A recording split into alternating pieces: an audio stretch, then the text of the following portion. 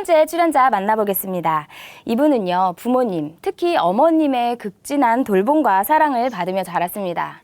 그런데요, 많은 이들이 그렇듯이요, 부모님의 관심과 돌봄이 스트레스가 되고 부담이 되기도 하는데요. 어느새 과도한 돌봄과 기대는요, 간섭과 강요가 되었고요. 급기야 이분은 반항과 폭력성까지 드러내게 되었다고 합니다. 그러나 방황하던 이분을 돌아오게 한 계기가 있었다고 하는데요. 어떤 이야기인지 춘천 한마음교회 노승진 형제님 모셔서 함께 들어보겠습니다. 박수로 모실게요.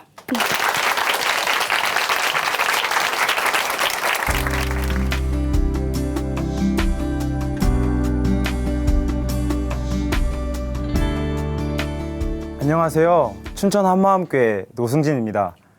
저는 예수님을 만나기 전 어머니와 갈등 속에서 방황하며 살았어요. 하지만 사랑이 많으신 예수님을 만나고 진정 하나님의 마음을 알아 어머니와 관계가 사랑으로 회복된 간증을 나누려 합니다. 어머니께서는 제가 어릴 때 많은 사랑을 주셨어요. 시장을 보러 같이 나가면 항상 맛있는 음식이나 좋은 옷들을 사주시곤 하셨어요. 놀이동산은 한 달치를 끊어놓고 다니다 싶을 정도로 자주 다녔고 동물원에도 자주 다녔어요. 동물원에 있는 동물들이 저를 알아볼 정도였습니다.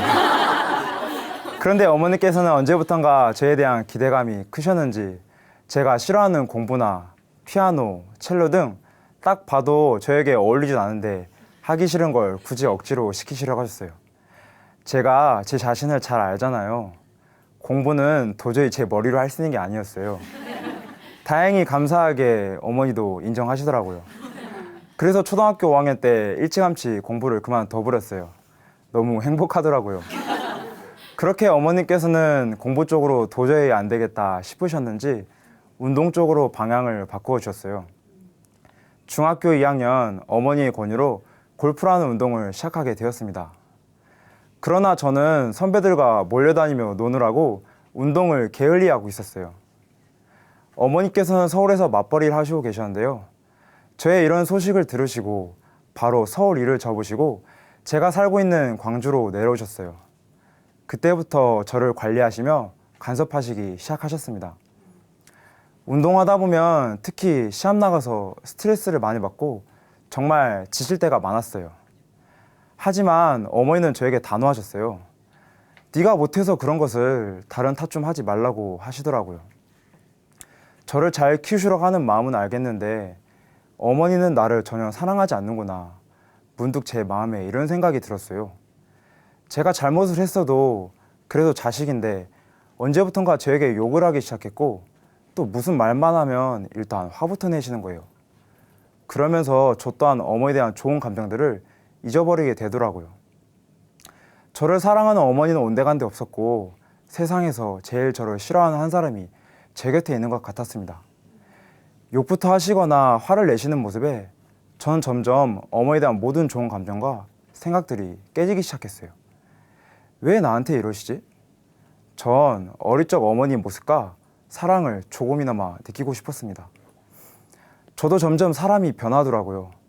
어릴 땐 참 순하디 순했는데 성격 또한 예민해지고 말투나 행동이 거칠어지기 시작했어요. 어머니와 모든 대화에서는 의사소통이라는 게 전혀 없었어요.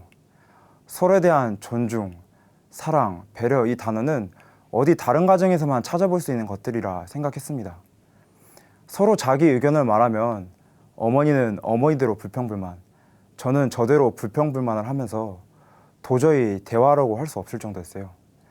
왜 어머니와 눈을 마주보면서 이야기해야 하는지 모르겠는 거예요. 그때는 그 정도로 정말 어머니를 미워했고 싫어했습니다. 한 번은 그렇게 만나고 싶던 우리나라 최고 프로 선수의 만남이 있었어요. 그분이 골프 꿈나무를 양성하는 재단이 있었는데요. 제가 거기에 뽑혀서 미국에서 3개월 동안 같이 먹고 자며 훈련을 받게 되었어요. 정말 한국에서 경험해 보지 못해본 생활을 하게 되었죠. 골프하기 너무나 좋은 환경과 최상의 날씨, 완벽한 조건에서 운동을 하며 프로님 곁에서 많은 것을 배웠습니다. 하지만 저는 미국에서 겉멋만 잔뜩 들고 돌아왔어요. 미국에서 좋은 환경 속에서 운동하다 보니 마음이 너무 교만해졌고 한국 가면 뭐든지 해낼 수 있겠다. 이 말도 안 되는 생각이 하늘을 찔렀습니다. 하지만 막상 한국 돌아와서 시합을 나가면 실패와 좌절의 연속이었습니다. 또 필드를 나가야 연습이 되는데 형평상 나가고 싶어도 못 나갔고, 시합에 필요한 용품들이 있으면 어머니께서는 그냥 대충 하라는 말씀뿐이셨어요. 미국에서 화려한 생활이 있었던 터라 전 더 짜증이 났어요. 어떻게 대충 할 수 있지? 머릿속이 복잡해지면서 골프를 왜 해야 하는지 모르겠는 거예요. 그런데 고3 때 청천벽력 같은 소식은 저를 더 힘들게 했어요. 아버지 유한말기 소식이었어요. 안 그래도 힘든데 아버지 소식으로 인해 전 더 힘들었고 완전히 지쳐서 모든 것을 포기하고 싶었어요. 심지어 자살 충동까지 오기 시작했습니다. 그렇게 아버지는 힘드신 투병 생활 끝에 우리 가족들 남기고 천국으로 먼저 가셨습니다. 아버지 돌아가시고 나서 저의 방황과 갈등은 더 심해졌어요. 어머니와 같이 있는 것과 대화하는 게 싫었습니다. 대화해봤자 또 잔소리뿐이고 그냥 목소리 듣기조차 싫었고 제 멋대로 하고 싶었어요. 거의 매일 PC방에서 살다시피 하며 운동하는 친구들과 게임에 빠져 살았고 담배를 하루에 2갑 이상 피우며 완전 폐인같이 생활했습니다. 골프를 너무 좋아했지만 세상 즐거움에 빠지면서 점점 타락하는 제 모습은 갈수록 심해졌어요. 세상 것들은 이렇게 재밌고 저에게 즐거움을 주는데 과연 이 운동을 한다고 해서 성공한다는 보장도 없었고 하고자 하는 마음도 점점 사라지더라고요. 제 꿈이고 뭐고 다 필요 없었습니다. 어머니께서는 너 도대체 왜 그러냐 저를 혼내셨지만 관심 끄세요. 저는 막말을 하며 어머니를 다른 사람 취급해버렸습니다. 사실 제 진짜 마음은 이렇지 않은데 언제부턴가 사람이 바뀌어 있더라고요. 지치고 힘들면 기대고 싶잖아요. 저는 단지 제 마음을 알아주는 사람이 필요했는데 저의 이런 마음은 아무도 알아주지 못한다고 생각했습니다. 지금 생각해보면 자식 잘 되라고 하는 어머니의 마음인데도 그때는 그 마음을 알 수가 없었어요. 그때는 빨리 벗어나고 싶다는 생각뿐이었습니다. 어머니께서 조금이라도 욕이나 나쁜 말을 하시면 그 모든 말을 마음속에 담아두어 속에서 칼을 갈기 시작했어요. 제 머릿속에서는 이미 온갖 욕들로 어머니를 저주하기 시작했어요. 한 번은 말싸움이 커지면서 싸움을 하던 중 결국 제 분을 참지 못해 이성을 잃어버렸어요. 순간 제 방 유리문을 손으로 쳐버렸습니다. 점점 저는 난폭해져 갔고 제 마음에 분노가 솟구쳐 올랐어요. 집에 있던 골프채는 무기가 되어 어머니를 협박하기 시작했고 1살 터울인 누나가 말로 잘 타이르긴 했지만 전 갈 때까지 간 상황이었습니다. 칼로 손목을 그어버리는 상상을 매일같이 하면서 나는 쓸모없는 존재구나. 죽고 싶은 마음이 매일 들었습니다. 분을 참지 못해 화가 풀릴 때까지 집안에 있는 물건이나 가전제품을 부셔서 경찰도 왔다 갔지만 그 누구도 말릴 수 없었어요. 전 더 정신적으로 지치고 힘들어지기 시작했습니다. 정신과 의사 선생님께서는 우울증 증상이 나타나고 있다고 말씀하셨어요. 어머니도 저와 동일하게 우울증에 걸리시고 뭔가 마음이 찢어질 대로 찢어졌어요. 어느 날 드시고 계시던 우울증 약을 소주와 함께 입에 모두 털어넣으셨고 거실에서 그대로 쓰러지셨습니다. 얼마나 힘드셨으면 이런 힘든 생각을 하셨을까. 제 가슴은 너무 아팠고 차라리 제가 죽고 싶었어요. 전 정말 이렇게 살고 싶지 않았어요.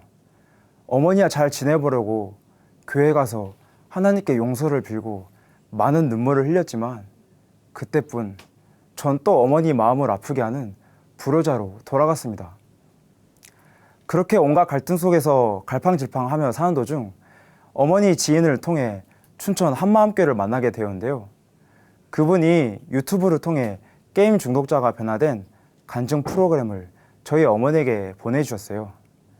마지막 심정으로 저기에 가면 저를 변화시킬 수 있겠다는 마음에 한마음교회로 보내주셨는데요.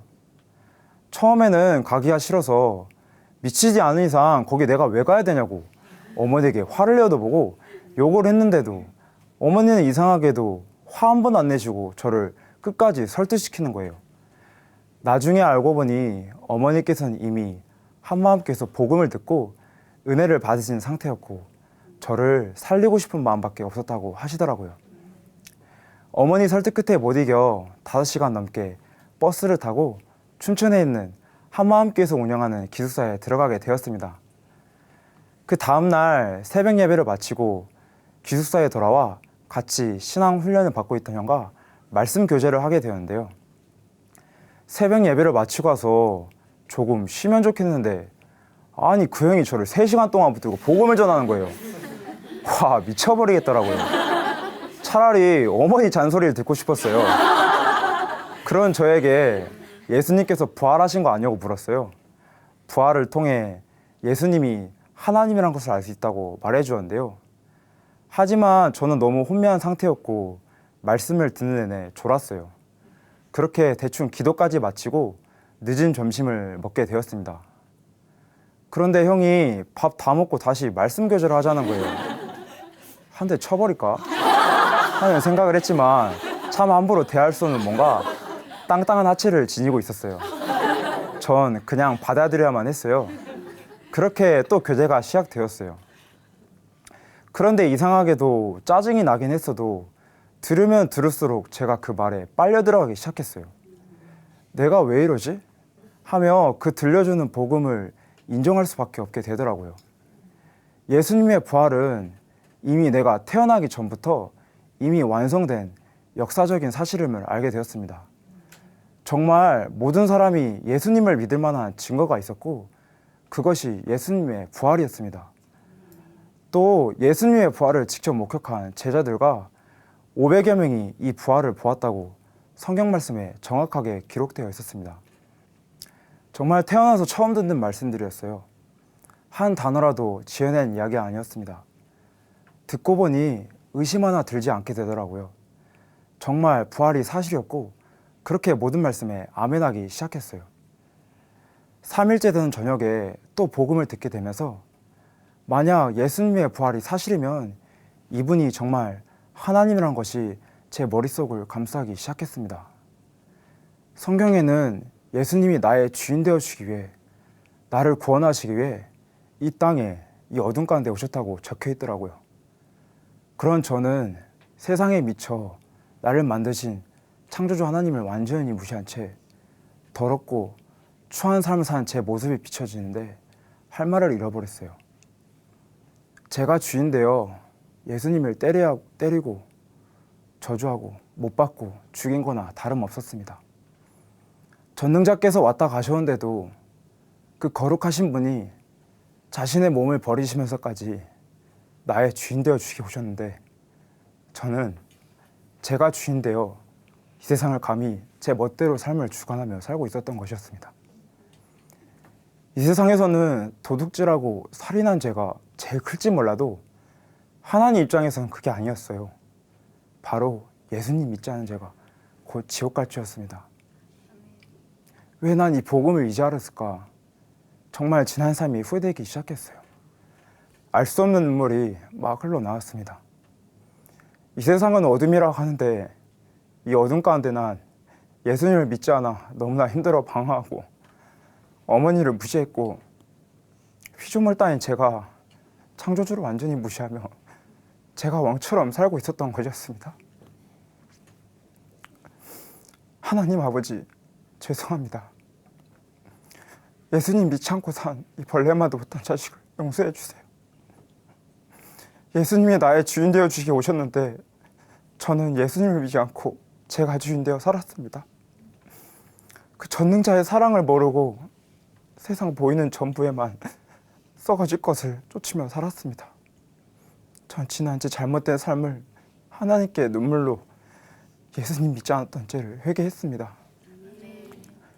제 안에 있던 모든 더러운 찌꺼기들은 빼내고 이제는 예수님을 내 마음 중심에 모십니다.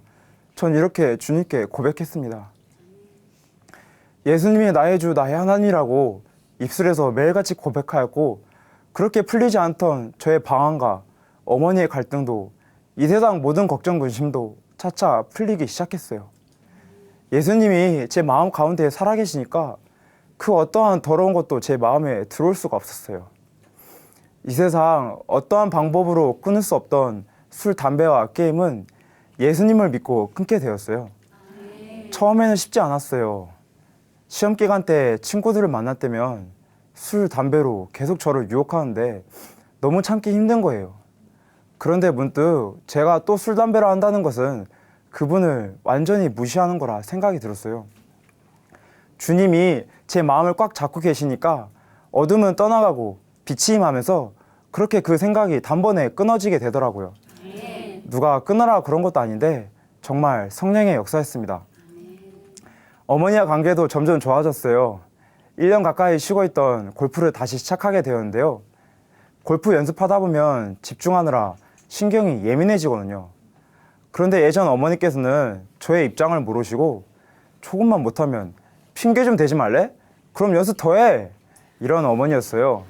그런데 지금 제가 힘들어하면 뭐 더 필요한 거 없냐고, 더우니까 물 많이 마셔라, 항상 부상당하지 않게 옆에서 기도해 주시고 저를 너무 잘 챙겨주시고 계세요. 먹는 것부터 시작해서 시합 일정까지 일일이 챙겨주시며 정말 저를 위해 헌신한 이런 어머니가 또 있을까 생각해 보았어요. 정말 세상에서 하나뿐인 저의 매니저이자 사랑하는 어머니입니다. 이제는 예전 같으면 분을 낼 만한 문제들도 예수님을 바라보니까 별거 아니더라고요. 저의 변화된 모습을 보시고 어머니께서는 참 많이 우셨어요.